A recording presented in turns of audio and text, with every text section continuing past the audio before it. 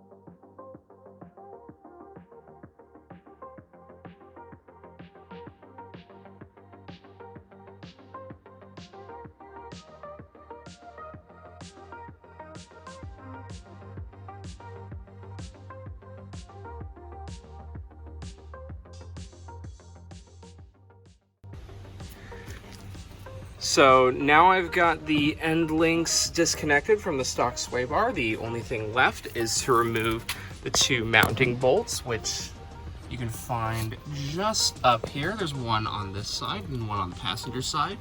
And in order to get it out, you need to disconnect the bolt from the bottom of the strut, or in this case my coilover, and then that'll give it enough clearance to be able to wiggle it out.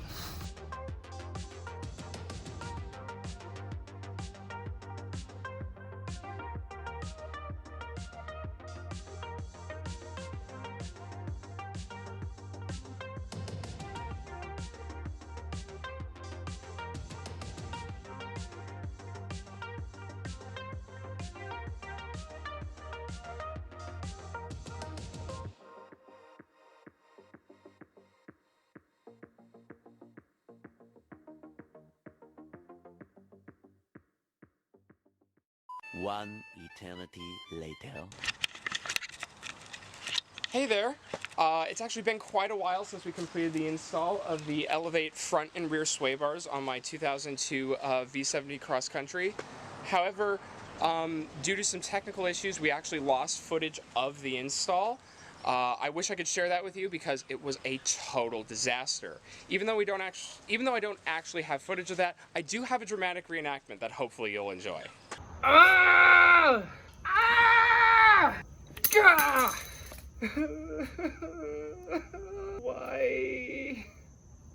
So, going back to the issue with the install, the rear sway bar ended up taking about 8 hours to install, and the front one took about 7. And to go into more detail, actually let's head over to the car. So for the rear sway bar, the design of it, in order to be able to get in and out, what you have to do is drop one of the rear coils out of the car and basically thread the sway bar in from the side. It's not unlike trying to thread an oil rig through a mailbox. It's very difficult, it's very tight, and it's very precise. I hated doing it. However, even though it took less time to do the front was by far the worst. So the front suspension design on these cars with the sway bar is actually wedged between the subframe and the steering rack. So in order to be able to get that out, what we had to do is suspend the engine from the top, disconnect all the engine mounts, and disconnect the steering rack, and we basically ratchet strapped the steering rack to the suspension components in order to keep the steering rack in the car and not have to deal with removing that, and dropped the subframe out of the bottom of the car in order to be able to change the sway bar. Though we now have the sway bars in, that isn't necessarily the end of our troubles. Due to the design of the Elevate sway bars, they're actually designed to go specifically in the R cars, which have a slightly different lower control arm design. Because this is a cross country, the lower control arms are a little bit bigger, and I'm running into an issue with the front sway bar specifically, to where it's actually colliding with the control arm.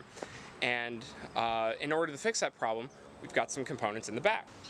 In order to cure that knocking from the front end, I did some searching around online, and from the looks of it, the sway bar design is allowed to have a little bit of lateral movement from side to side, and you want to limit that lateral movement as much as possible.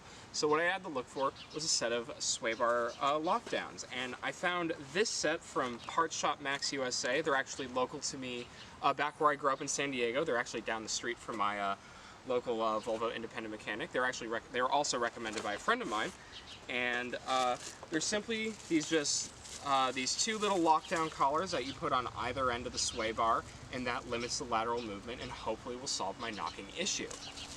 Also, during the install of the sway bar, I actually ended up splitting my rear engine mount in half.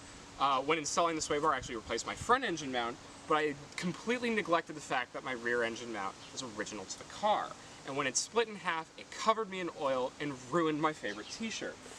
So we've got a brand new Volvo OEM rear engine mount to throw in, and yeah, let's get cracking.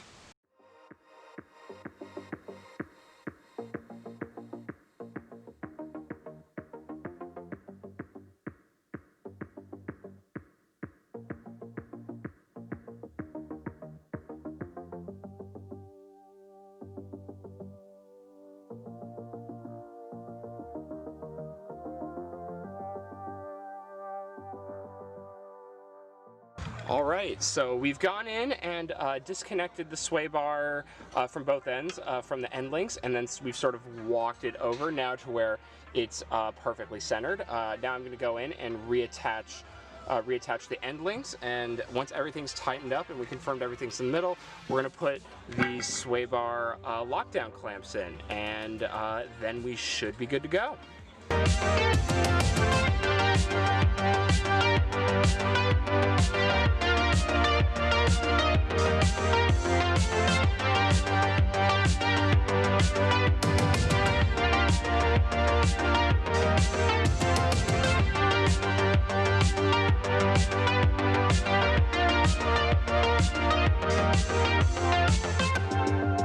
So unfortunately, the other problem I wanted to fix today, the lower rear engine mount, isn't going to be possible.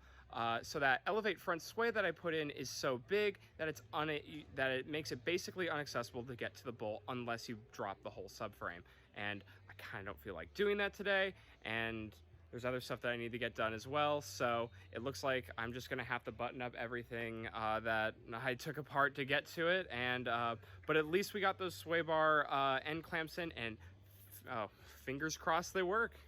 Well, we've got everything all buttoned up again. Unfortunately, again, yes, without the lower engine mount in it, but now we're going to be able to go bring it for a spin and see if that horrible and annoying clunking noise from the front is gone. Well, let's go for a drive and see if that made a difference. So the knocking noise really only presents itself on very sort of rough roads or changes in surface, and luckily the house that I'm working on my car on has a terrible road and a very interesting driveway. So let's see if this made a difference. All right. Oh, buddy. It's fixed! Spectacular! Ooh. Oh, this is lovely. It's so refined. Smooth and quiet. As you can tell, it is quite rough by how much the camera is shaking, but give it a bit of a shakedown, we'll head around the block. Overall, though, despite this one issue with the sways, I've actually been very pleased with them.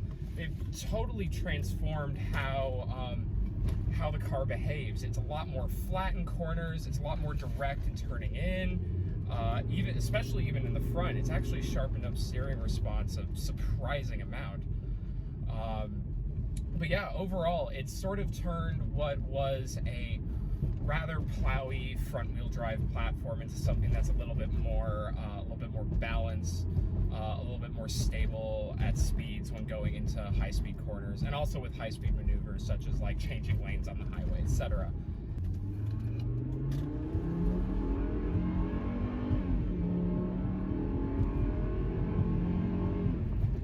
I highly recommend the Elevate sway kit, as long as you add a set of sway bar lockdowns as well, because without that, you sort of lose that Volvo refinement when you have clunking going on your front end.